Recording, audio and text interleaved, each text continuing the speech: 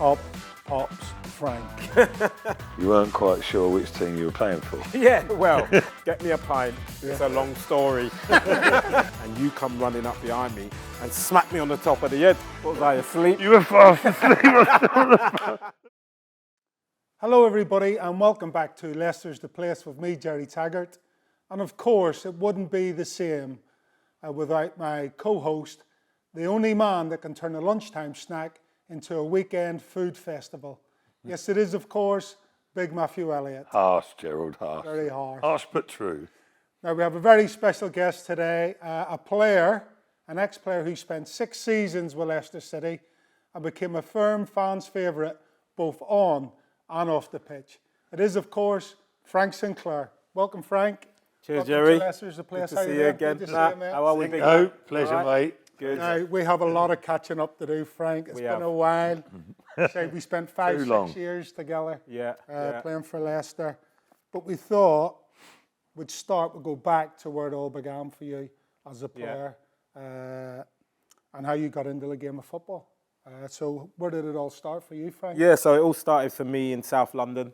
I was only probably a couple of miles away from Stamford Bridge, as in where I was brought up. So playing football on the streets, as you do as a kid. And then by the time I was 11 years of age, I got scouted by, funny enough, I got scouted by Arsenal, Wimbledon and Chelsea in 1 week. Wow. Got invited to go down to all 3 clubs. Went down to all 3, trained with all of them, and just felt really at home with Chelsea, and I thought this was the place to be. And I never went back to Arsenal or Wimbledon, and went through all the age groups at Chelsea to make it to a professional. Yeah, you still got that affinity with Chelsea, haven't you, and that connection with them, as much as you have at Leicester as well. But I know, in our time together when we played, you always had that. Yeah, well, I supported the club, Matt, because when you're there from the age of 11, exactly, it's massive to you, and especially when I started doing ball boying at about 12, 13. So I was on the side of the pitch in between the game going on and the support. So I was getting the opportunity to watch football live and learn my trade there, but also I was getting the atmosphere, and I think that was big on. By the time I was, I suppose, 18 when I made my debut for the club. In front of was it the Shed back in the day? Yeah, it used to be the Shed end, wasn't it? The Shed end. By the time I was 18, I probably ball boyed 200-300 games. Do you know what I mean? Many? So yeah, probably something like that, a couple hundred games. So sorry to interrupt. I was a ball boy once at Stamford Bridge as well. Did you? Ron Harris testimonial. Okay. How did you get on? How did you get on that one? I was doing brilliant. I can't remember how. Yeah. Oh no, because my mate was Ron Harris's son, believe it or not. Okay. Went to school. Well, right, yeah. School together. Legend in, by the way. Chopper. Yeah. And then I was in front of the Shed, ball comes through, went to control it, straight under my foot, queue of about 5,000 Herberts from the Shed, all hammering me for the rest of the night. You've done that a few times in your career as well. Exactly, I got accustomed to it. I practiced it from a young age, mate. Who were you watching then, Frank? When you were ball boying? Chelsea side. So that would have been the era of Pat Nevin, the winger. He was a brilliant player, and I was more of a forward-thinking player at that age because I used to play up front and I used to play on the wing and sometimes in midfield. Never played at the back at that time, so I was watching the likes of Paul Cannavale, who was the first black player to play for Chelsea, and there was a lot of young players that had come through the academy. So there was always that reminder of if you were good enough and you worked hard enough, the likes of Keith Dublin, Keith Jones, players like that had come through the academy and got into the first team. There was examples of that all the time, which made you, have a vision of, that you was capable of doing it as well. Superb. Yeah. Do you remember your first game for Chelsea? Yeah, my debut was against Luton in the league, and got thrown in. At the time, I was playing left back in the reserves, funny enough, because I couldn't get in the reserves at centre half or right back. Right. So I played probably a season at left back in the reserves, and then Tony Dorigo got injured in a game, England international at the time as well, and I just got thrown into the first team at left back. I was a right-footed, by that time I was a right-footed centre half who could play right back as well. I didn't mind whichever one I did, but I got thrown in at left back. like I said, I wasn't overawed by the occasion because I was so used to Stamford Bridge. And I thought my career ended after 20 minutes, mate. We were 3-0 down. Honestly, we were 3-0 down after 20 minutes. And Graham Lasso got sent off for punching someone. And then we went on with 10 men to draw 3-3. Wow. So it was a roller. Yeah, Graham. Yeah, he's the nicest man. No, he had a temper, didn't he? Remember, he got sent off for Blackburn for punching the lad Perez as well, didn't he? So he had a bit of a temper on him. But there was all sorts of emotions on that occasion for me, making my debut, being down in the game and thinking, is this my fault? Well, I'm not ready for first team football yet. Getting back into the game.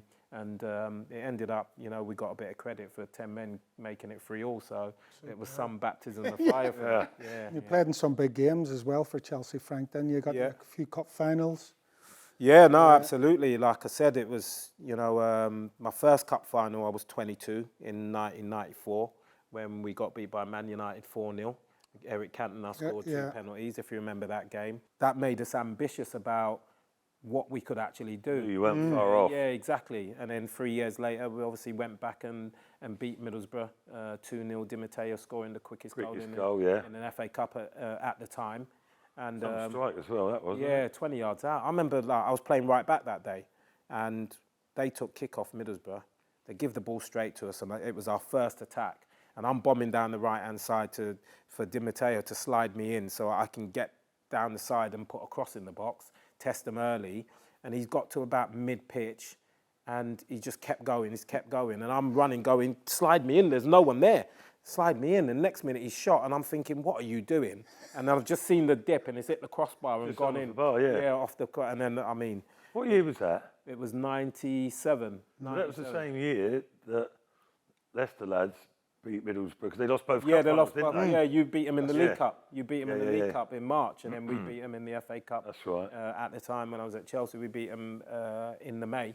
Yeah. So they lost, and I think they got relegated as well. Yeah. So it was a bad end to the that season. array of stars that the only time it ever happened, wasn't it? They got relegated, lost both cup finals. So disaster for them. But obviously, great feeling to go back and put that past. Those 3 years of devastation of losing 4-0 in a cup final, to actually, put that wrong right again. Obviously, you're gonna value what you win in the game as well, and look back at that. But everything else that some kids, get accused of valuing the wrong things now, whether it be cars, money, the lifestyle, whatever it might be, they come with appearances anyway. Yeah. So my focus was on playing games every week and, being in a position to do that. Yeah, and someone that managers can trust as well, be dependent on as well, isn't it? Yeah, absolutely. So I always thought to myself, growing up, it was good that I could play many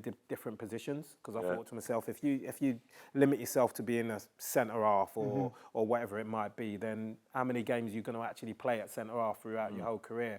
Whereas I played, right back, left back, played in the back three, any one of the three positions I didn't mind. Could even play at wing back at times. Yeah. So I remember you fancy yourself in midfield in training. Well, do you remember when I had to play in that skills to pay the bills? Played in that cup game. I remember that one, Well, one of the cup games when the team was we were struggling for players. Hereford. And we played the Aston Villa game at home. The Aston Villa we were short numbers there. We were short numbers. Semi-final. In the semi-final. I played. The one where I scored the winner. I played. Yeah. Well, I played in midfield that day. I remember. Did you? Yeah, I played centre mid. Did you? Because we had no midfield. Martin stuck me in centre mid, and I didn't know what I was doing. Stuck me up front. And you didn't know what you were doing either. He scored. He scored, yeah. But we were struggling that day. So to pull off which we'll get to. You could do that in midfield. Yeah, well, I just sat in there and just tried to protect the back three. That's all I thought, because I knew what I wanted. Outlandish tricks that you used to try every now and then. No, but I remember Martin saying to me, just get in the midfield and disrupt it. And I just tried to stay in the middle of the park, and if there was any counters, just try and protect the back three or back five, whatever it was. So that was probably one of my only games I did play at that sort of level in midfield. That's a good segue, Frank, because we're going to ask, next question I was going to ask you was, how did the move come about from Chelsea to Leicester? Was it 1998, August time? Obviously, I went back to pre-season. cracked on with it. Pre-season was normal. We signed Marcel Desailly from AC Milan. We signed... Leboeuf was already there. Was it? Yeah, we signed Ferreira from Barcelona, the little right back. We signed Laudrup from Rangers. He was average. Yeah. Some player, by the way, but he didn't last long. He was gone after 3 months, didn't he? He was homesick or whatever, and so he didn't last long. We signed him. So straight away, again, new challenges. You know, I'm playing either right back or right-sided centre-half, and we've just signed a Barcelona full-back and Marcel Desailly centre-half. But to be fair, all pre-season I played in all the games. Me and Desailly played at centre-half together. Like quickly, Desailly? Like, as a he's just a leader, just a legend. All right, top fella, down to earth. Yeah. Wanted to help the players, the younger boys, and he's a good bloke. He wasn't. It weren't big time at all. An absolute legend, absolute legend. We went on tour. And I'm on tour and I get a phone call off me, and this is like 10 days before the season starts, I think it was. Yeah. Probably less, actually. Probably less than 10 days to the season starts. And I get a phone call off my agent saying Chelsea had accepted a bid off Leicester City. So did you think you were not secure at Chelsea, but you thought your future lied with them? I just signed the season before. When we won the cup, I just signed a 5-year deal. Right, so I'm thinking to myself, they're bringing players in, but I'm still going to play. You know what I mean? There's always obviously going to be challenges in getting in the team, but like I said earlier, I'm backing myself. I'm going to get in that team at either right back or centre half or whatever. So, and then my agent rings me and says to me, Chelsea have accepted a bid off Leicester. How did you react to that? I wasn't happy. And I was like, I just said to him, so what does that mean then?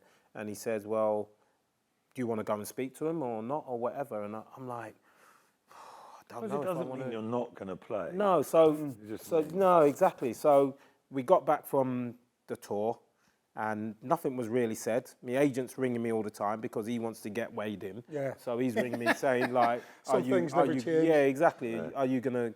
Do you want to go and speak to him or not? And I'm like, well, I ain't even spoke to Vialli yet, who's the manager. He's player manager Vialli. I ain't had a chance to speak to Vialli to find out what he thinks about this. Yeah.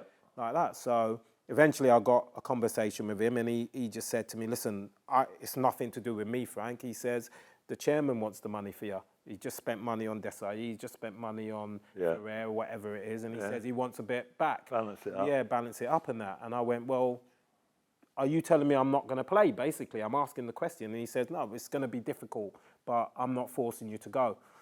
That's not what I wanted to hear. It wasn't what I wanted to hear. I wanted him to say to me, you're not going anywhere because you're a part of it. So off the back of that conversation, I said to my agent, let's go and meet Martin O'Neill. So I'm obviously down at the time. And then we decided to meet Martin O'Neill. We met him at a hotel. He's with John Robertson. We met him at a hotel up the M1 somewhere. I can't remember where we were. Always random with Yeah. So just met him at a hotel. I'm obviously down, gutted about the situation, but I'm going to show the respect to Leicester City that I'll go and speak to you. So I walked in. You're always feeling like you've been released. Yeah, it's just even though you feel like you're being rejected. Really, that's what it is. It's a form of rejection, and especially when you've been at a club from the age of 11, it's not like I've been there a couple of years or whatever. Yeah, it's a massive wrench. I've only ever known London, and I've only ever known Chelsea Football Club. So I went and sat down with Martin O'Neill, walked in, and the first thing he said to me was, as I went to sit at the table, he went, Robbo, he's gone. Can you believe that he's here, sat in front of us, like that? So he's obviously bumping me up, isn't he? Yeah. So he's gone, can you believe he sat here next to us? And then he went, apart from, I didn't believe him for a second, by the way, but he went, apart from Steve Bold and Tony Adams at Arsenal, he's the next best centre-half in the Premier League. That's what he said. No, I'm not laughing at that. Yeah. He said exactly the same to me. So, obviously, I've gone from feeling down to feeling 6 foot tall, do you know what I mean? 10 foot tall, and like that. So he knows what he's doing. He knows what he's doing. It's unbelievable. Oh, it's brilliant. Yeah, it's unbelievable. So straight away, I'm warming to him straight away. So now I'm starting to buy into, and then Martin, I'll tell the story. Sav won't like this story, but I will tell this story. So then he goes to me like, do you know anything about the side and that? And I said, well, I know you got, like, obviously the captain, Walshy, centre-half. You got the big Matt Elliott. He plays up front as well sometimes, doesn't he? And so I'm trying to talk to him, the players. I says, I've seen Milewski play. He looks like a right handful. And then I goes, I obviously know Muzzy, is it? Because he was at Chelsea with me. And then I said, to be honest with you, Neil Lennon, I know him because he's a good player. I've seen him and played against him before. He looks decent. I don't really know that much more about the team. So he starts, like, just picturing a team on the table, and he's going, like, we've got Welshie, we've got Matt Elliott, we've got Gerry Taggart, he plays left side centre half. We've got this is where I want you to play, right side of the three. Yeah. And he's gone, so this is the position you're in the team here. You got three big centre halves, but two of them will play, like, whatever, and they can edit, they can do whatever, and you're the legs. Like, so he's talking me through what he wants me to do. And then he's gone through the team, we've got Muzzy Izzet in midfield, we've got Neil Lennon in midfield, and we've got left wing back Steve Guppy, the best crosser in the Premier League. Yeah. That's what he says to me. And he goes, and then we've got right wing back, we've got a lad called Robbie Savage, do you know him? And I went, no, I don't, to be honest. He goes, well, listen, he'll run around for fun, but just don't ever pass him the ball. That's what he said. Just don't ever give him the ball. But it'd be brilliant for us. He runs, he runs and runs, and then obviously we've got Milewski up top. He'll batter any centre half, and we got a poacher in Tony Cotty. Yeah. So he's talking me through the team, the dynamics, and I'm sat there and I'm buying into it. And I'm visualising it, and the way he sold it to me. And by the end of the conversation, in my mind, I'd agreed to sign for Leicester just because of the way he went about it. I felt a part of the team already. And I remember, like, after the conversations, Martin O'Neill's gone, well, go away and think about it and come back to us, like, sort of thing. And I walked out the hotel, and I'm walking to the car park with my agent, and I just realised we haven't talked any money. There was not a word of, like, what he's going to pay me to come here and all that. So I've gone to my agent, hang on. He ain't said anything about what I'm going to be on, by the way, like that. And he's gone, don't worry, I'll deal with that. Put it this way, you'll be on more than you was at Chelsea. So I've gone, all right, fair enough. So I've left it to him, and then after a couple of days of wheeling and dealing out of my contract at Chelsea and getting, obviously what I thought I deserved, we agreed. And I remember I came up on the Wednesday to sign. I think I stayed over. It would have worked all right for you, wouldn't it? 3 years on the contract? Pardon? Do you still have 3 years left then? 5. I had 4. I was 1 year. I was 1 year into a 4-year deal, so I got that worked after. All right. Yeah, that worked brilliant. And then obviously signed a 3-year deal with Leicester. I think I came up on the Thursday to sign. Trained and met you boys on the Friday. So first day I went into the training ground was the Friday to train me. I remember we had a small-sided game, and then we were getting on the coach because we had Man United away. And I remember, like, thinking to myself, I don't know all the boys' names. Like, do you know what I mean? I've been training with the lads and that, and I don't know who everyone is. You've got to play and that went into Man United at Old Trafford. I've got scrambling in my head. I'm thinking, remembering. I know where everybody's playing, but like instincts-wise, I don't know everybody's name to go bang, tags, turn. Like I've not got that far up, like up to speed with it. So I went into the game thinking that, but all I focused on was my own performance, and I thought we'd done all right that day. We obviously, David Beckham scored 2 free kicks, and we drew 2-2. We were winning 2-0. He scored deep in the Fergie time. Yeah. He gets the second. You had to come off, didn't you? So thrown straight into the deep end at Old Trafford in the first game. But I relished that. I couldn't think of a better way. I couldn't think of a better. You're straight in the fold, didn't you? Yeah, exactly, straight into it. And then, obviously, we went on to do what we done. But that was the beginning for me and leaving Chelsea, And so after that, I know you said Martin made you feel like you wanted to sign. But after you'd actually made that move and you'd settled in, say, I don't know how long it took you, do you think you made the right decision? Yeah, absolutely. Because going back to what I spoke about before, my career, I judged it on appearances. And I know if I'd stayed at Chelsea, I wouldn't have played... in the next 6 years, if I'd stayed at Chelsea, I wouldn't have played as many games as I did for Leicester. Yeah. So that's the way I... And let's face it, we were a pretty sociable bunch. back then, weren't we? Listen. And you fitted in quite easily, Frank, to be honest. And a very, well, that was a big thing. I think Martin O'Neill was quite clever with his recruitment, and I think a lot of that was on the character of the player. Yeah. You know, would they fit into the group that he was going to join? And more often than not, he got it right, didn't he? Yeah. Do you know what I mean? Over the years that he was at the club. So, you know, very quickly I went from, you know, a group of players that socially, my group of players was the lads that I grew up with. Yeah. The kids that, you know, that was my social, to come into, to bond with a team that everybody in the squad was part Everyone of that was in social the mix, team. Yeah, exactly. In that even though it was group. odds and sods and But it didn't matter. characters and that. He just threw it together, didn't he? It was like he was making an omelette, Martin O'Neill, didn't he? He just threw anything in there, and it just worked, and it tasted all right. Do you know what I mean? That's how I could explain it. The right club when the manager would set a curfew, and then he'd say anyone in before that curfew is fine. You're going to get fined, exactly. So, obviously the spirit, I found that straight away. Great spirit, great group of lads. You know, it must have been tough for you, like you said, there are events, but you're a London boy. Yeah. I mean, come up with Leicester. Yeah, well, I didn't pretty much I didn't move my family up for the 6 years. So, so you know, for those 6 years, I had my flat in town, which I used to stay up. You're up and down all the time. A couple of days a week. Made you late numerous occasions. Yeah, we had a car school, which was, you had Andy Impey in that car school, so you were going to be late more often than not, waiting for him at the services. Do you know what I mean? So there was me, Ian Walker, obviously later on, stages, and Tony Cotty and Andrew Impey. That was our car school coming up the M1. Leicester, we've done really well in the league. We've got to a League Cup final, second in 3 years, against Tottenham.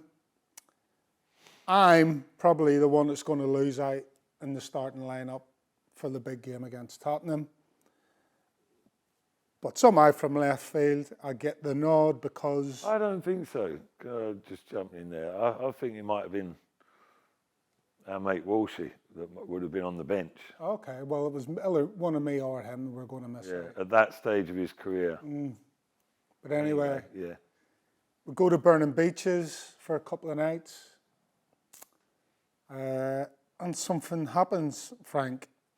And you unfortunately lose out on that starting slot in the big game against Tottenham. Would you care to enlighten the fans on that? Yeah, well, it's probably one of the darkest moments of my career, as in the playing side of it, and another opportunity to achieve something and not being able to do it. Because when you think about it, you know, I played in 2 cup finals in 2 seasons on the spin.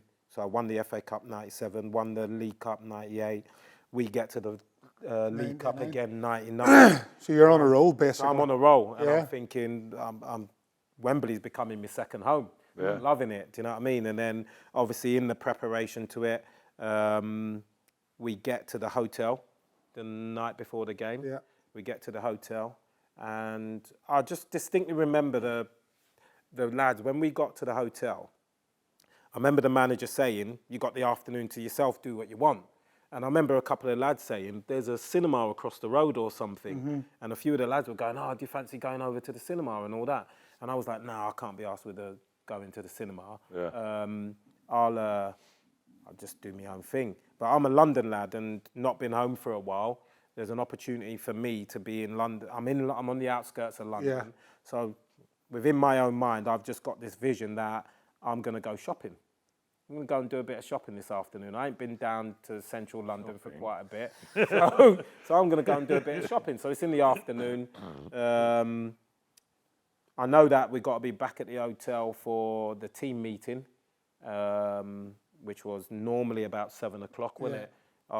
Just before dinner. Yeah. And so I go down to a well-known store in central London. Don't have to mention it. And and I'm doing a bit of shopping. Some friends come and meet me, and just walking about, doing some shopping and that. Lose track of time, basically. Just being with some people, had a bit of food, lose track of time, and then I realise 5 o'clock. I'm thinking to myself, a couple of hours before the team meeting, I probably should have gone then. at that time. Get back at that stage. How were you planning on getting back?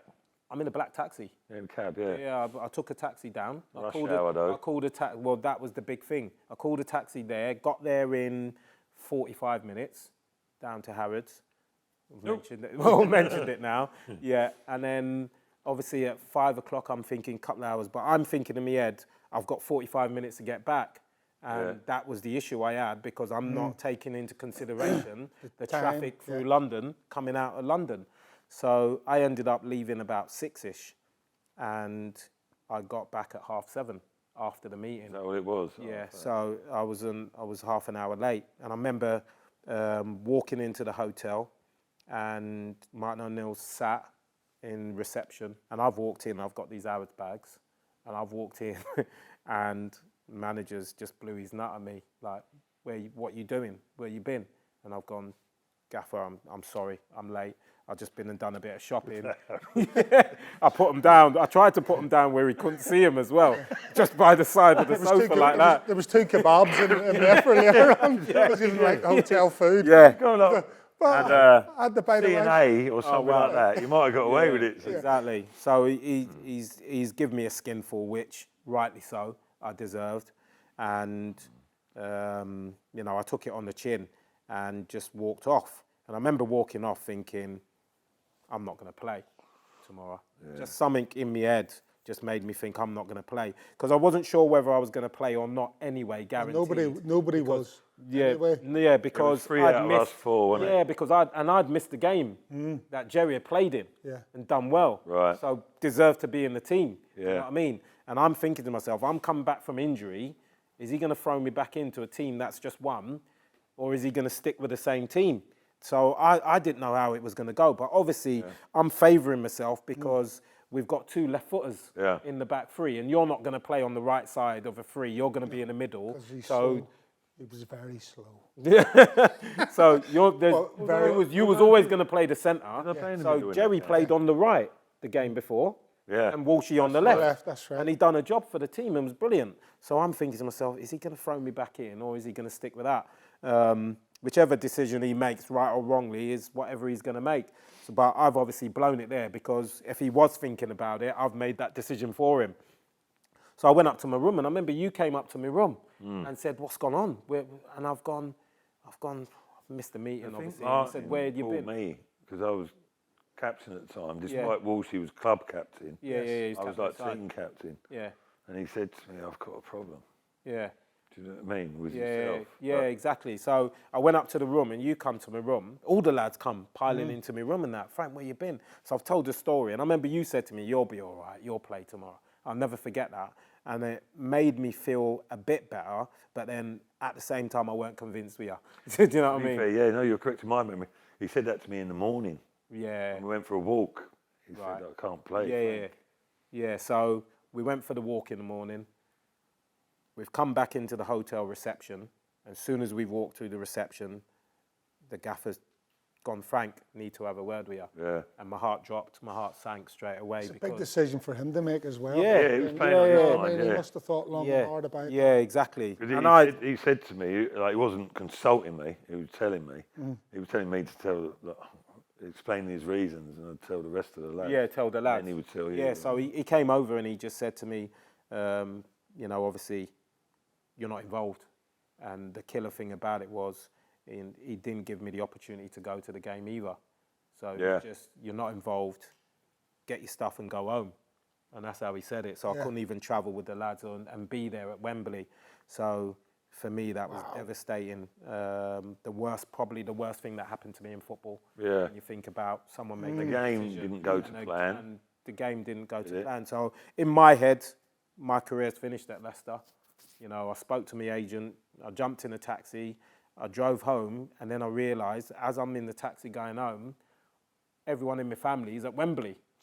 Do you know what I mean? So no one's at home, and I've got no keys to get in, and I've just got a Leicester tracksuit on. So I'm thinking, what am I going to do? So I rang a mate of mine who owned a pub in Kingston, and I said to him, how busy is your pub?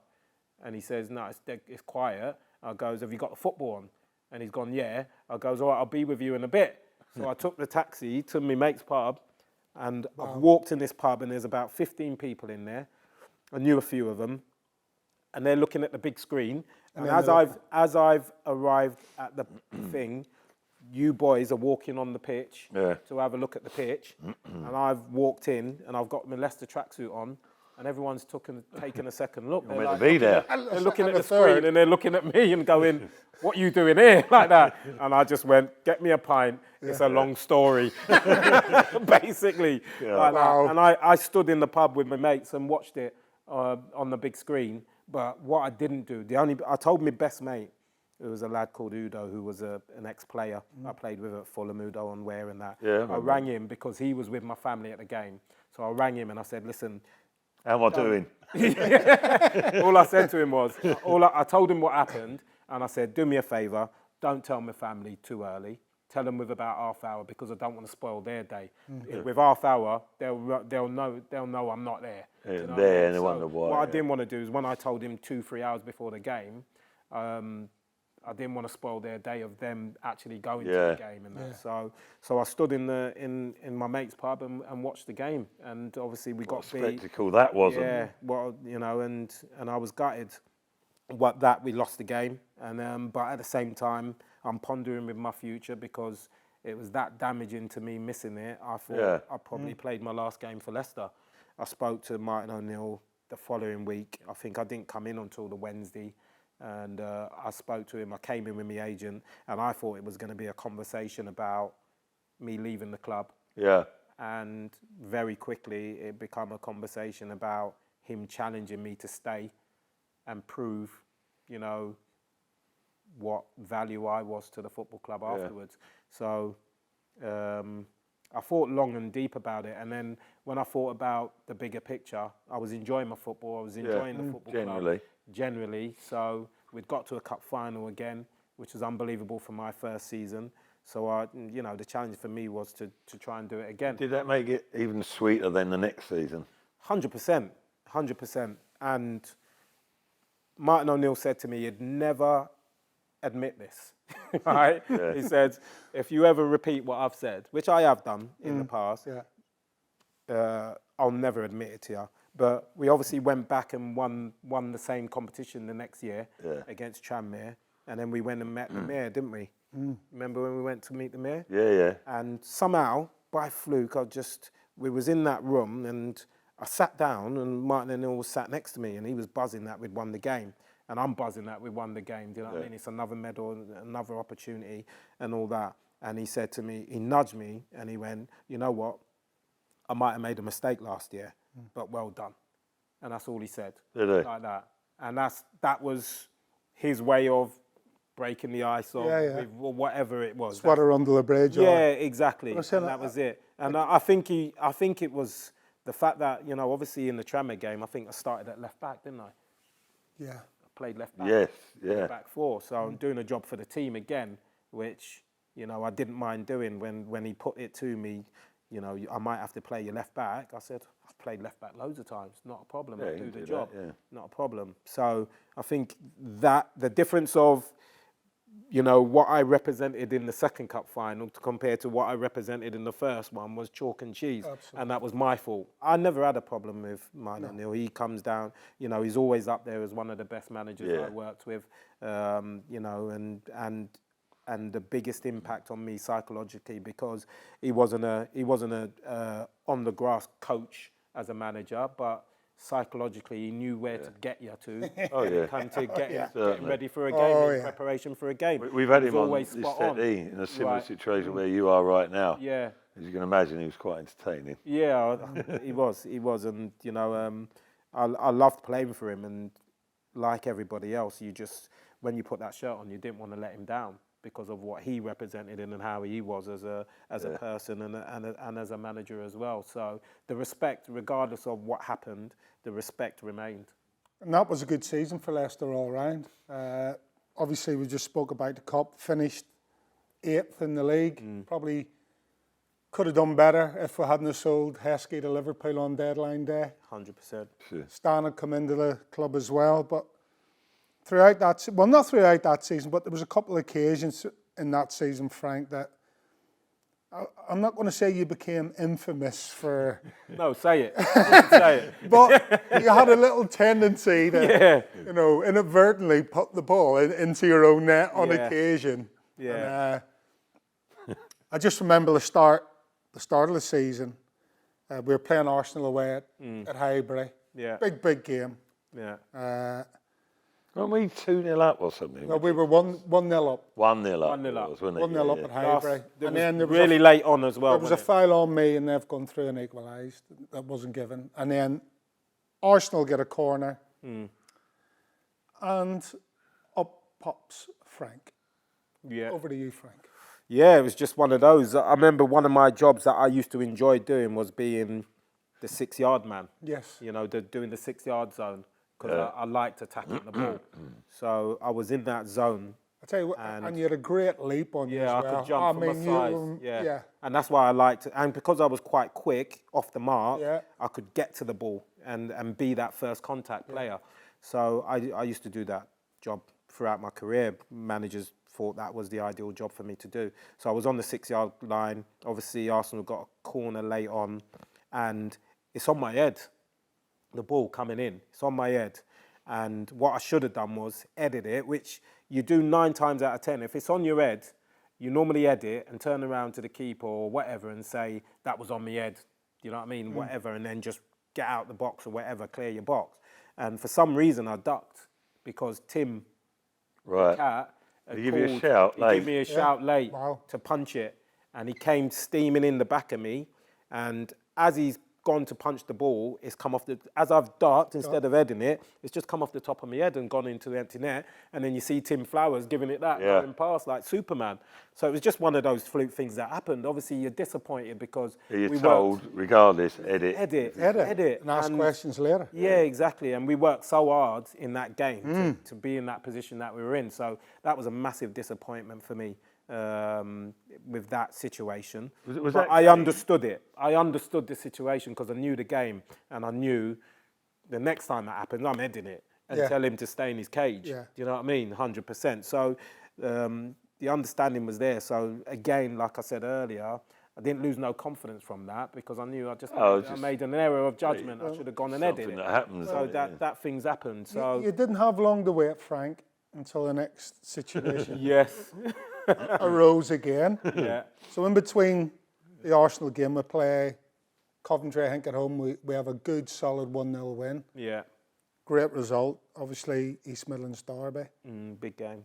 And then we have followed by another home game against Chelsea. Again, you've just named all the stars that were in that side. We're beating Chelsea 2-1 at home. Chelsea get a free kick. Ball comes in the box. Bang, it's in the back of your net again. Pops Frank. Over to you, Frank. Yeah, so again, I didn't know what happened with that goal until I watched it back and realised what happened. So obviously, it was all a blur at the time because, again, the disappointment of scoring an own G late in the game. 2-0 up in that game. 2-0 up in that game. We ended up drawing 2-2. And I didn't know what happened. All I know is I've had the last touch and it's gone in the back of my net.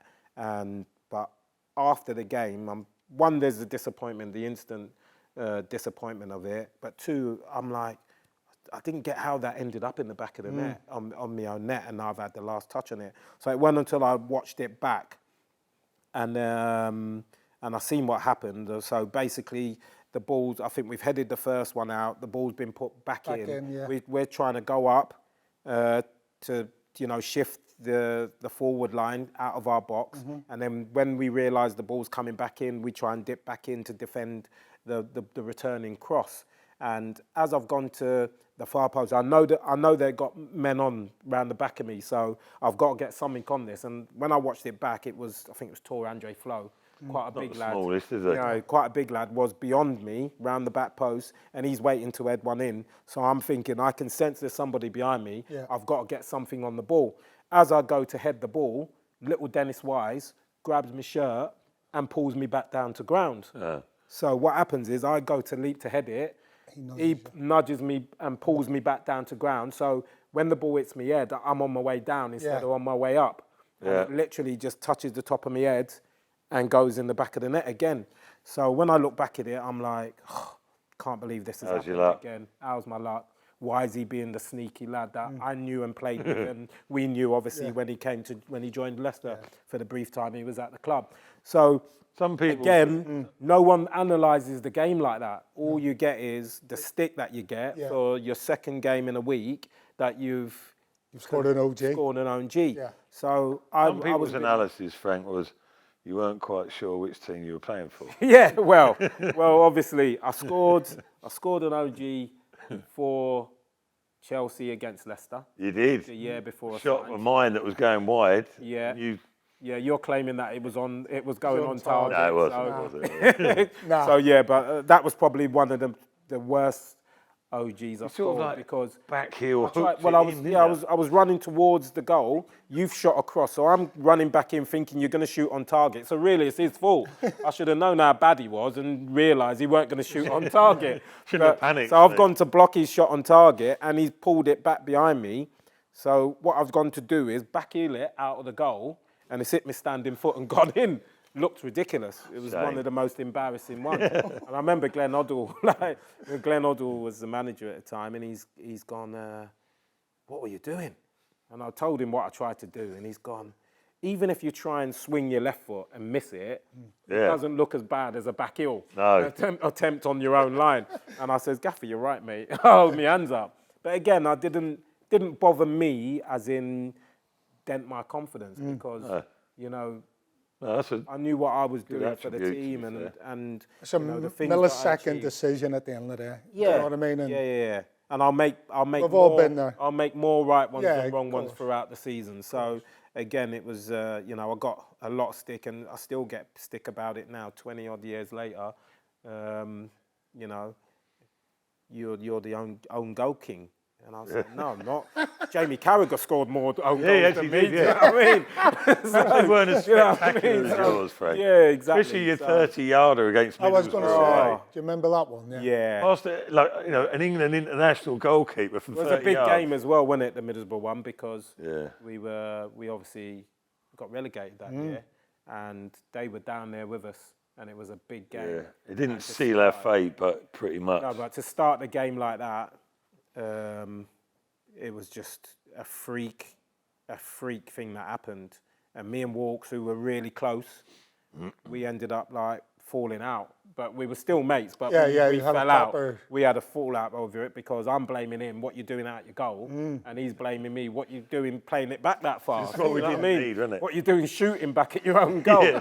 So I mean... What was it Martin... Sorry, what was it Martin said about you?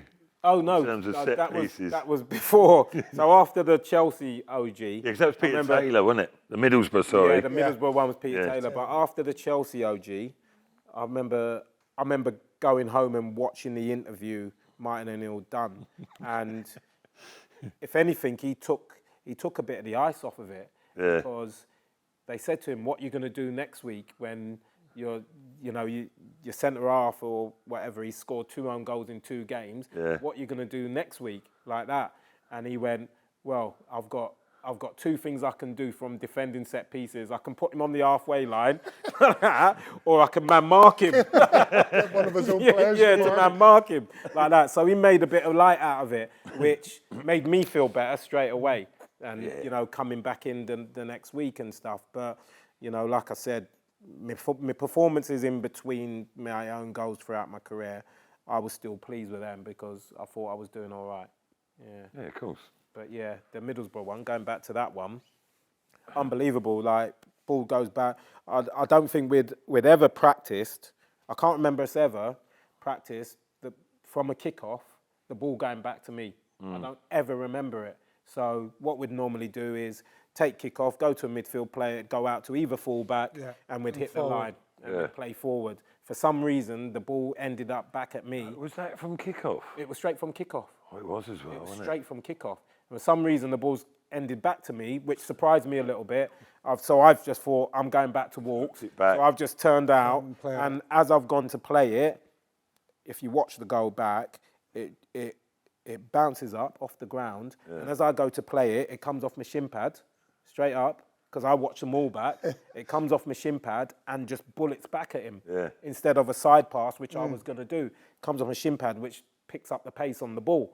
And literally, I'm looking at it. He was on the right side because he always used to come over to his right. You'd give him it at angle, he'd open it out and play it.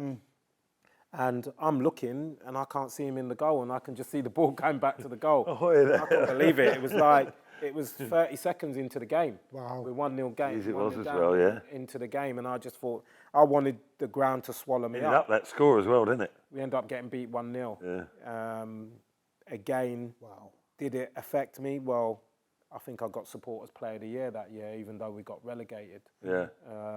So it goes to show again that it wouldn't affect you, no. I didn't let that affect me, even though that was probably the one. It affected me. Well, it affected all of us because we got relegated. Do you know what I mean? Not because of that one goal, it's because we weren't good enough over the length of the season. But that was a key game, and I think after that game, because of the manner of the loss, that probably doomed us, and we probably found it difficult to come back from that after that. Which again, yourself included, but us as a group, we showed strength of character the next season, didn't we?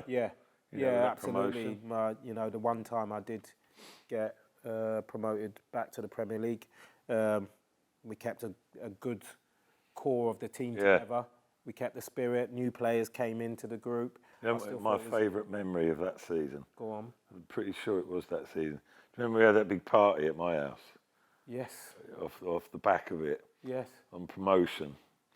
But then we went on a little open tour, didn't we, on the bus. And my youngest son... Right. I'm sure it was that one where the youngest son, so we were on the open top bus. We had a big party at my house, right, and they were doing live interviews on the top of the bus. Right. So there was Muzzy sat there, me there, and you across the aisle on the top thing. We'd had the party the night before. Yeah. Bit jaded. Interviewer talks to Muzzy, and he's like, well, I haven't really got a lot to say. So we had a late night at Matty's last. Yeah. So they came to interview me. They went, oh, Matt, we'll talk to you. My youngest son wanted to have a wee and live on air. So I had a Lucasade bottle there, so he's having a wee live on news in the Lucasade bottle. And I went, you better move on from me. And they went, oh, we look across. They went, well, we're talking to Frank Sinclair. And they zoomed over to you. What was I, asleep? You were fast asleep on the bus. They went, oh, right, looks like it was a hell of a party last night. I'm not He's surprised. literally asleep on the top of the bus. They just went on to the next item on the news. It's quite funny you mention that because you remember on the pitch after we got promoted and we were all on the pitch with a banner saying we're going back up. My youngest son went behind where we were all stood and had a wee on the pitch. On the King Park pitch. Really? And Sky Sports had picked it up and did a third eye of it. Oh, good. Yeah. Of him having a wee on the pitch. He was only like 2. I've got a great picture of me with my son, who's now 23 and plays himself. He's on my shoulders, and we've got the promotion banner and that. So great. There's a picture of it in the tunnel area. Great King Power. Great days. I mean, obviously you went on. Main subject matter is Leicester City, but you went on and had a good career after Leicester City, didn't you? And played to the right old age of 39. almost into my 40s. So obviously I went down the leagues as I got older because it's a sensible thing to do. Managers know what age you are and when how you can still affect a team, going down the levels. So obviously I went to Burnley in the Championship with Steve Cotwell, who was obviously here for a little while and made me his captain there, and I played there for 3 years. Then I went to Huddersfield down in League One and played for 18 months there. And then I went from Huddersfield to Lincoln City in League Two and played for roughly 18 months there as well. So my last professional club was Wrexham in the conference, even though we're a full-time club. We were in the conference. So I think I was 39. Dean Saunders was the manager at Wrexham when I stopped playing full-time football, and then went into being a player coach. So it's sort of like fell on my lap going into the coaching side of stuff as a player. I was player manager of Colwyn Bay in in the Welsh leagues for 2.5 years as well. You've been involved Would at various you have played the year 39 if you could have done? Yeah.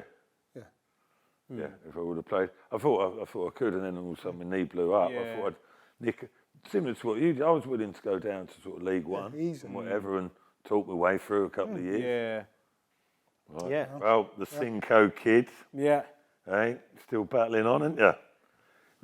That's pretty much us done and dusted. I think if you were able to stay a bit longer, we could have met up and rambled away for a few hours longer somewhere else. Someone might have turned up with a bottle of wine. And Perhaps another it time. would have been all over. Maybe another time soon. Maybe we'll have a little get together. Frank, that's been superb. No, it's been brilliant to be back and go through those memories. Top man. Nice one, mate. Bring back some good memories.